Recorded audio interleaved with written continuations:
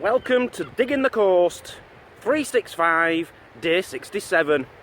Today, we're in Eastbourne.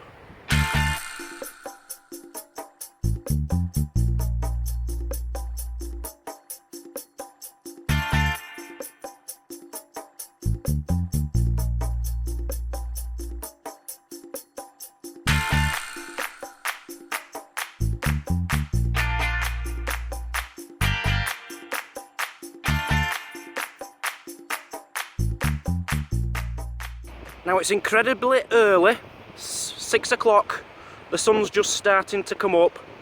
I thought I'd get an early start today. Why not? Why not? One reason being I'm in a youth hostel and the guy who's sleeping on the bunk above me decided he was going out at 5 o'clock this morning, and it was very, very noisy and doing my nipples in, so I thought I might as well just get up. So I'm down at Eastbourne, looking forward to it. It's a beautiful morning. I'm using my phone, a little bit of wind, but I think I can. I think you'll be able to cope with it. It doesn't seem too bad. Let's do this. Let's get digging. As you saw at the end of the last video, I had a beautiful sunset yesterday. I don't think the sunrise is going to be quite as good. A bit cloudy over there. First signal, and I think it's a pound coin. Look at that! Look at that! Look at that! A beautiful green pound coin. Get in. Here comes the sunrise. It looks a lot nicer than it does through the camera, believe me. It's a very deep red, it's beautiful. Very few signals. Another quiet, rubbishy beach, and I thought this would be alright because there's like a bandstandy thing here. We're not far from the pier. I thought we might have some luck here, but you know, it's early days, let's keep going. It really is starting to get a bit demoralising, you know, spending every day on the beach and finding nothing. Oh, 2p. Crusty old 2p. I do think the finds are going to become better once I get to like Cornwall and everywhere after Cornwall, really, especially like the north of Scotland. I think there's going to be some things worth finding, I really do. But for the meantime, just a few rusty modern coins. Well, I've decided to change my tactics, but before I do, this is how much money we've raised for Rays of Sunshine so far. Bing! And this is how much money we've raised in the last 20... I can't really do that because I didn't put it on yesterday, did I? We've had a bit. We're definitely below what we need to be. So please, guys, get them donations coming in. You can win a holiday for a week in Scotland by following the following instructions.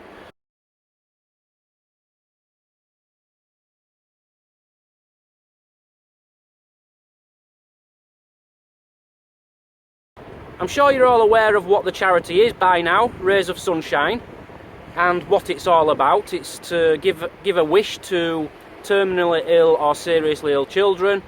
I'm going to put a little clip in now of probably one of the children's dreams, wishes coming true, and hoping it will pull at some of your heartstrings and make you want to donate. So please get donating, guys.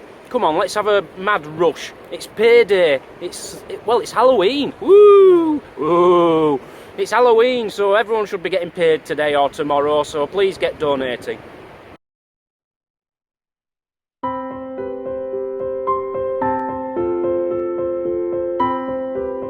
Hello, my name is Mermaid Linden, and I'm here today in Loch Lomond in beautiful Scotland to meet Lauren, who's a very sweet little girl with the Rays of Sunshine Children's Charity. And I'm here today to fulfill her wish to meet a real mermaid.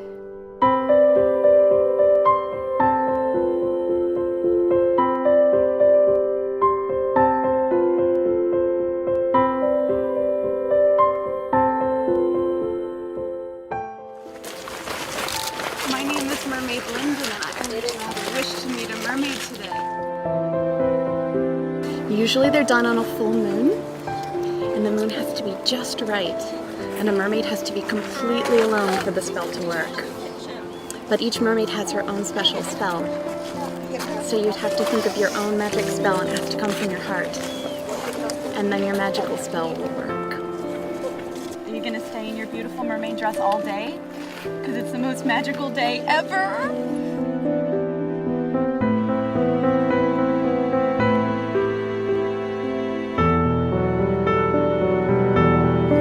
It's so nice to meet you.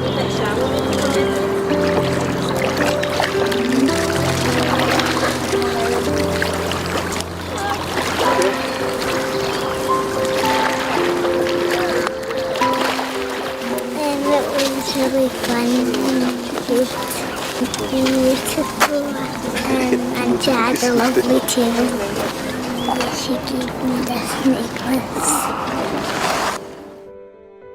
Today, a little girl called Lauren, who's 8 years old and lives in Barhead, was fulfilling her wish to meet a real-life mermaid. What we did was we had to look far and wide for a real-life mermaid that was going to live up to Lauren's expectations. And the mermaid we found was Linden the mermaid, and she lives in Los Angeles. So I'm changing my tactics. I've done 2 hours here. I've just found £1 3 and about 10 bottle tops. Nothing special at all. So I'm going to move on to a bay which is about, I think, 3 miles that way, called, begins with a P, Bay, something Bay, beginning with a P. I'm going to move around there and spend some time there, and I'm going to get out the Fours Relic metal detector. I think it'll do a better job on these pebbly beaches. Join me there. So here we are. This place is called Pevensey Bay. I looked it up on a sign up there. I'm really happy at the moment because I've managed to get rid of all my rubbish out of my car. I had like 5 bags and it was just taking up the entire passenger side. Just bag after bag after bag of rubbish, all the cans I've found on the beach, everything. So I managed to get rid of it. So I'm buzzing now. Bit of a cleaner car, but there's something wrong with the car. It started making a noise and I think it's going to conk out on me. But it's still going for the time being. Right, let's give this place a go. I've got the Fours Relic out. Yeah, I'm getting a bit fed up of the Deus, to be honest with you. It's without the control box. It's you just dig up everything. You know, every signal. When you've got a display like I've got on the cars, I can pinpoint which is going to be a decent signal and which isn't. So let's give this a go. Come on. For those people who have a Nocta Fours Relic and they want to know what settings I use, I will show you. This is for the beach, obviously. Cog, obviously, for the beach setting. Sensitivity 75. ID mask 30. Iron volume 0. Tone break 38, I've got it on. Eye mask 04. And your volume on 8. Yeah, you have to really play around with the settings to get the right one to suit you, to suit the ground you're on. That's what I've found works for me the best. First signal, a penny. Yeah, I think I'm going to have a lot more luck now with this on the pebbly beaches. And my second signal on this beach, I'm getting to like it. I'm getting to like it a lot. Why haven't I been using this more, really? Look at that. It's a coin and it's very green, so it could be an old coin. It is a pound. Is that a pound coin? It's a pound coin. A very green pound coin. I don't think that's going to show up very well on this, but that is.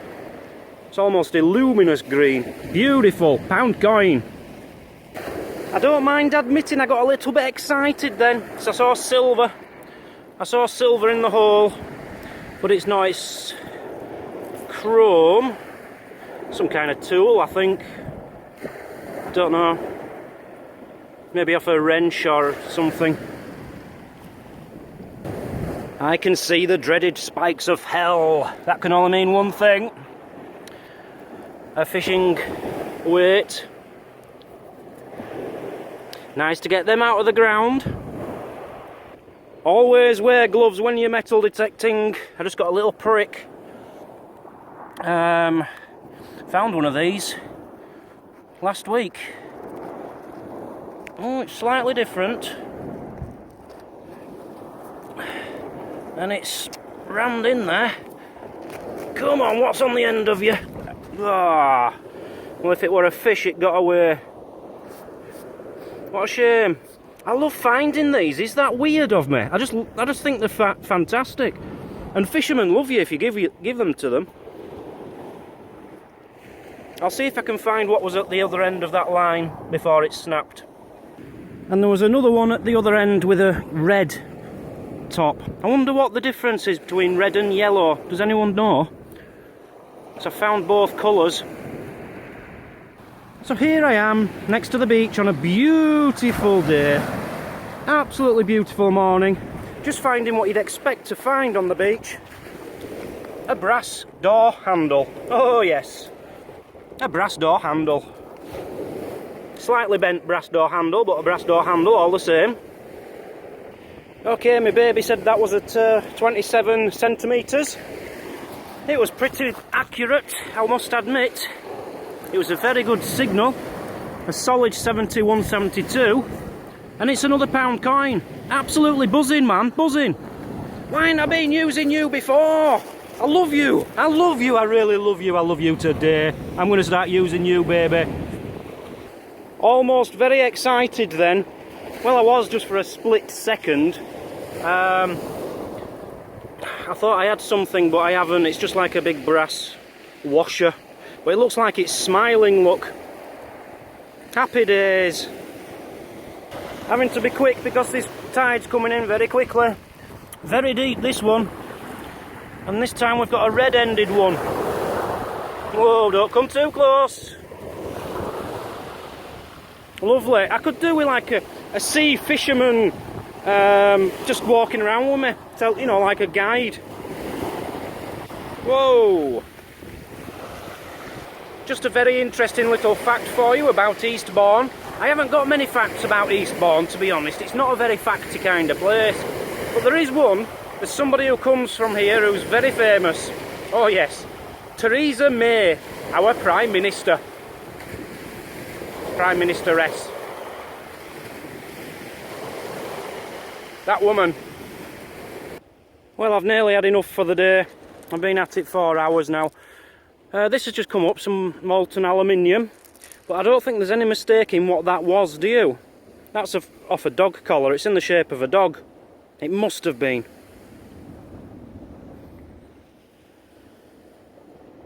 Or maybe a rabbit. No, I think it's a dog. Okay, that's me done for the day for metal detecting.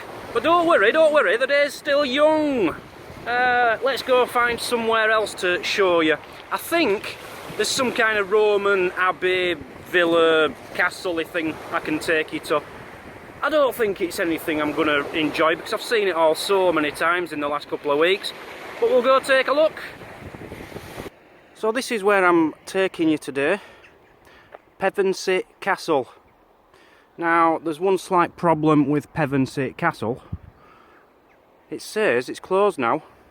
It's only open at weekends, starting the end of October.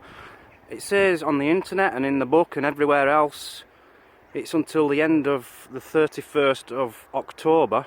I've just turned up and on the sign it says starting on the 31st of October.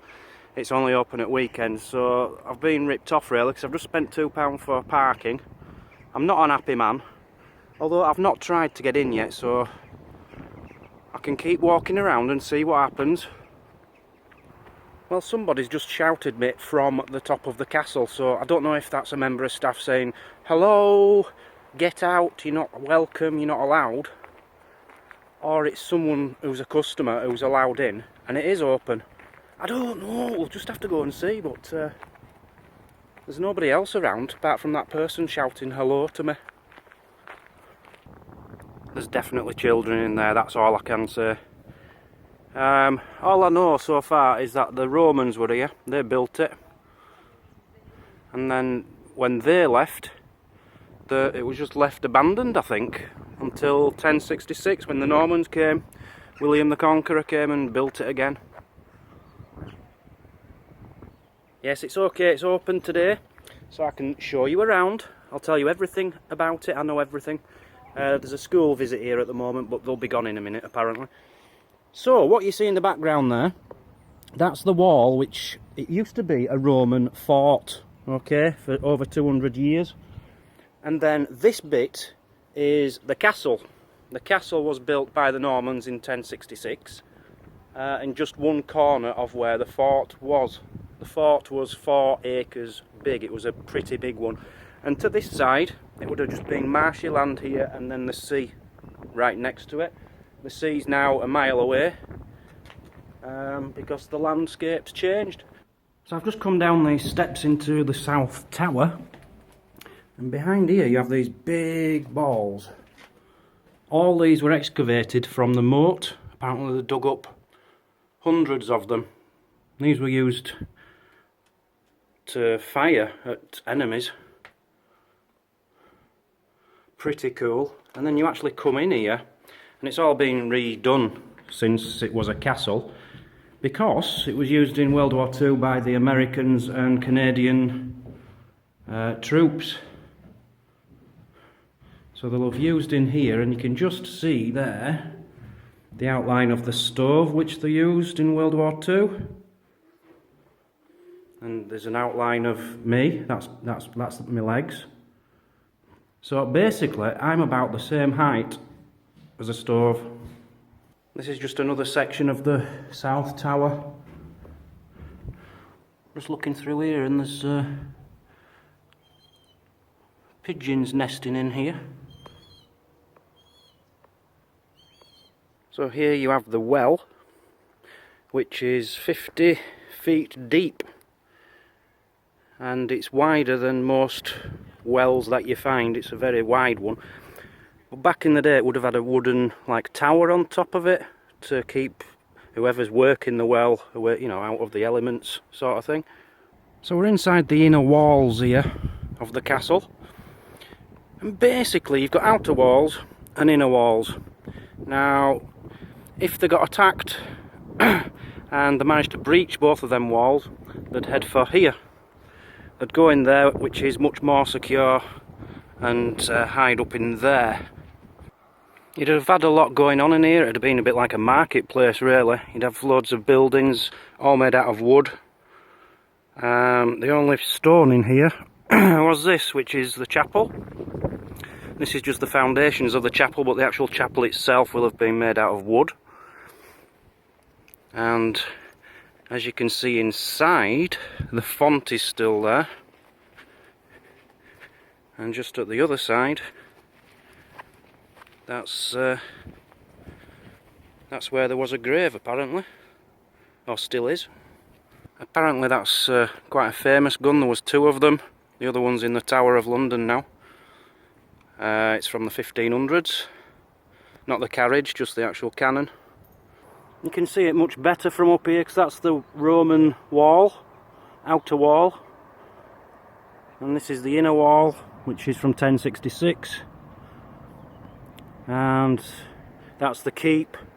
So as I said earlier, they would actually, if anyone attacking got past that wall and past this wall, they'd all run inside the keep and try and shoot them from inside there. And there you see the chapel. Quite a good view from up here on such a beautiful day. You can see where they built a gun emplacement there in World War II. And there is a story about a ghost here, which is quite apt, seeing as it's Halloween night, or soon to be. Apparently there's somebody that can be seen walking along the top of here. Now I've just listened to the audio guide, and it says, is it Mrs. Pelham, or whatever she's called? I don't know who she is. Is it a Roman soldier? Is it William the Conqueror himself? You know, firstly, you'd know, wouldn't you? You'd know the difference between a woman and a man. So I'm not believing it. You know, if someone sees a ghost up there, they're going to say, oh, I saw a woman up there, or oh, I saw a man up there. Oh, it looked like it could have been a king, you know, King William the Conqueror. Or it looked like it could have been a Roman soldier. Or it looked like a woman. you'd know the difference between the three. So I think that's just myth. This picture here gives you a better impression. Look, there's the Roman wall going around the end, and then the inner wall, and then the keep. So if that got breached, they had to breach that. If they breached that, they had to breach that. And if they breached that, they probably just went into the car park, got into the car and drove off.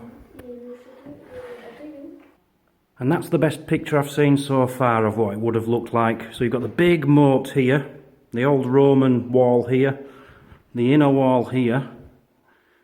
Yeah, that's making more sense, is that. You'd have the sea there, you see. It's not there now. The landscape's changed. That's your inner keep.